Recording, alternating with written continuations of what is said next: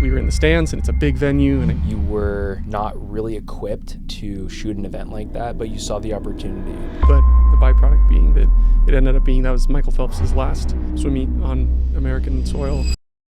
Welcome back to the Scaling Creator Podcast. I'm Soren Dickens. I'm here with Jack Spitzer, the CEO and founder of Epic Drone Tours. They are a one-stop shop for luxury real estate drone videography, along with one-shot drone videos, cinematic experience videos, and the list goes on. I'm sitting here with Zach Reuter as well, the COO of Epic Drone Tours.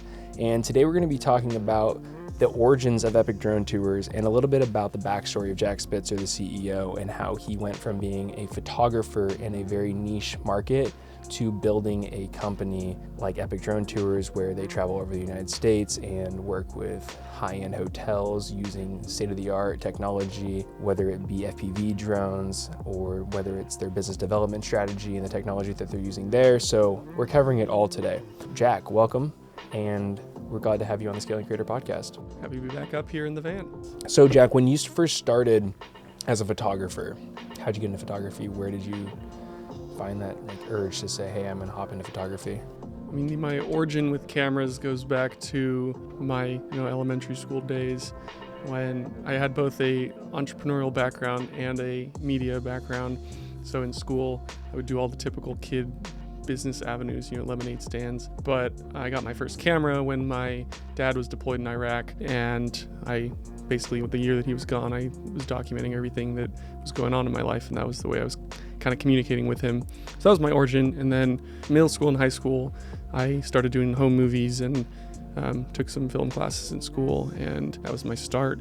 And then with photography, I started in high school when I was on the swim team and started taking pictures of my team, and I would make our end of the year banquet videos, and that was my first experience with kind of capturing a subject. Then when I was a senior in high school, my sister swam at Olympic trials, and I didn't want to just bring my small camera and my short lens because we were in the stands and it's a big venue and I needed, Michael Phelps was there. I was like, oh, it'd be cool to get some photos of him. So I rented a camera from a shop in Omaha, Nebraska out there and took some photos with, I think it was a 600 millimeter lens. First time I'd ever held a camera that was that large. I was like 18 at the time, and got some photos there of Michael Phelps and all of the biggest names in swimming because my sister was swimming there, and then posted them and started using the photos, and a lot of people got a pretty good feedback from it, and that's how it started.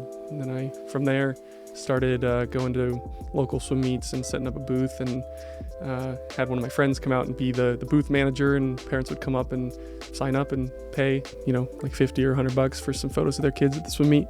And that was my first origin in photography. Yeah, it's really cool that you talk about how when you went to Olympic trials to watch your sister, you were not really equipped with the right equipment or even the technology that you would need to shoot an event like that, but you saw the opportunity. And I think that as a creator, we come across those different opportunities a lot where we might not be fully prepared to execute on what the opportunity presented in front of us might be. And in the case of you going to Olympic trials and then renting that 600 millimeter and being able to shoot out the event as if you were a professional photographer, talk about what that allowed you to do once you were able to capture that content. You invested in yourself at that point, right? It was before anyone was paying you to do it. Oh yeah, I hadn't done any paid work in media before that. But yeah, I would, I think I had maybe a 25 mil lens on a Canon T2i, so that would not have been, the gear at that point was important, and I probably spent $150 for the day. Olympic trials is once every 4 years, and it's not something that happens every day. I really did get the gear to shoot my sister and get good shots of her, but the byproduct being that it ended up being that was Michael Phelps' last swim meet on American soil, and so that was just an opportunity that couldn't be passed up. Sure. How have you been able to kind of lean into those opportunities now with Epic Drone Tours, take advantage of opportunities where there might be a project or a contract out in front of you, you might not have the right gear or the resources? Did you ever see an opportunity to go buy gear or find the right person who had the right gear to then fulfill the contract? Are there any any events that have happened with your business currently that you've been able to see that happen? Yeah, I mean, I'm a big believer in never leaving money on the table, and so any opportunity that there is to, whether it's paid, free, low rate, whatever it is, I'm always going to go after it.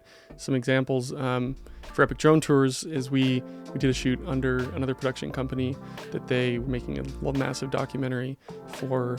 It's one of the largest global producers of prison toilets and like prison sinks and things like that.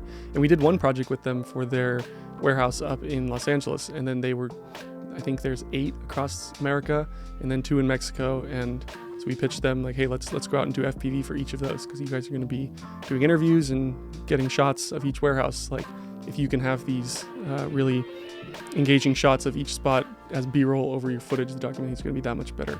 And that was one of our biggest projects this year that our drone pilot got to go to. I think it was 10 different states with them and down to Mexico. I also really like to try to integrate my photography world with Epic Drone Tours when I can.